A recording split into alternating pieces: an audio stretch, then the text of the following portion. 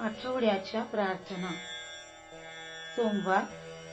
ध्याये नित्यं महेशं रजतगिरिनिभं चारुचन्द्रावतंसं रत्नाकल्पोज्ज्वलांगं परशुमृगवरा भीतिहस्तं प्रसन्नं पद्मासीनं समन्तात् स्तुतमुमरगणे व्याघ्रकृतिं वसानं विश्वाद्यं विश्ववन्द्यं निखिलभयहरं पंचवक्त्रं त्रिनेत्रं.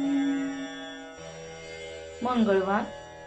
सर्वमंगलमांगल्ये शिवे सर्वार्थसाधिके शरण्ये त्र्यंबके गौरी नारायणी नमोस्तुते. बुधवार.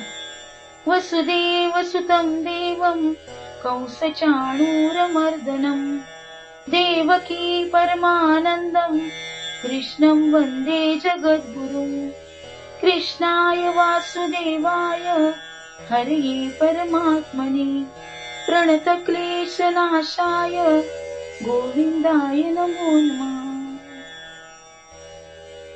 गुरुवार. काषाय वस्त्रं करदण्डधारिणं कमण्डलुं पद्मकरेण शङ्खं चक्रं गदां भूषितभूषणाढ्यं श्रीपादराजं शरणं प्रपद्ये. शुक्रवार.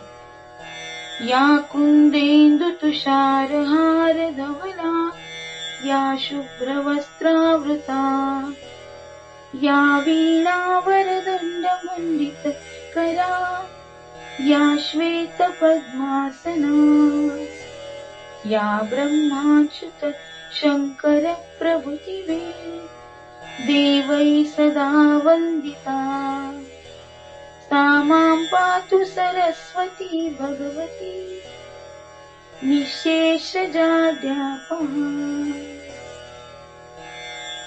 शनिवार.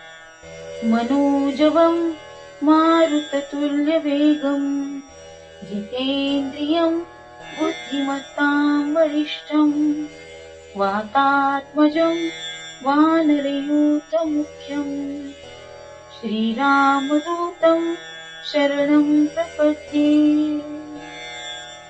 श्री हरिहरा